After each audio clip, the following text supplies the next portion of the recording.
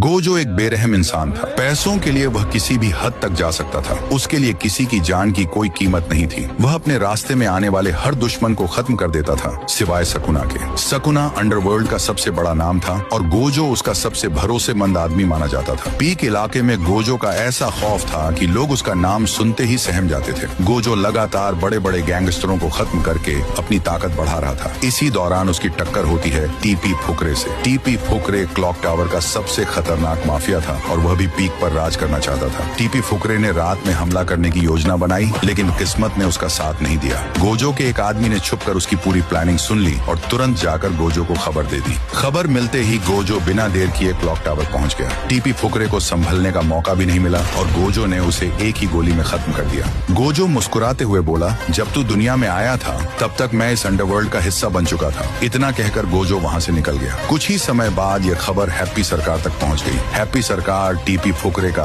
बेहद करीबी दोस्त था। दोस्त की मौत की खबर सुनते ही वह गुस्से से आग बबूला हो गया और उसने कसम खाई कि वह गोजो को जिंदा नहीं छोड़ेगा। हैप्पी सरकार ने अपने आदमी को गोजो के पास धमकी देने भेजा। उसका आदमी पीक में पहुंचकर गोजो के लोगों को संदेश देता है कि अब गोजो की मौत तय है, लेकिन गोजो के आदमी ने उसे वहीं रोक दिया और उसे खत्म कर दिया। इसके बाद वह तुरंत गोजो के पास पहुंचा और बताया कि फैक्ट्री का मालिक हैप्पी सरकार खुला युद्ध चाहता है। गोजो ये सुनकर हल्का सा हंसा और बोला, लगता है उसे अपनी जिंदगी से प्यार नहीं रहा। गोजो के आदमी ने पूछा, क्या मैं जाकर हैप्पी सरकार को खत्म कर दूं? गोजो ने सिर हिलाते हुए कहा, नहीं, अगर तुमने उसे खत्म किया तो उसकी कहानी अधूरी रह जाएगी। उसका अंत मैं खुद करूंगा। रात होते ही गोजो अकेला फैक्ट्री पहुंच गया। हैप्पी सरकार को अंदाजा भी नहीं था कि उसका आखिरी समय इतना करीब आ चुका है। गोजो ने उसे खत्म कर दिया और वहां से निकलते वक्त सिर्फ इतना कहा, तुम लोग सिर्फ बातें करते हो और मैं काम करके दिखाता हूँ, यही असली फर्क है। उस रात के बाद पूरे देश में गोजो का नाम डर की पहचान बन गया। लोग उसकी ताकत और उसके फैसलों से कांपने लगे।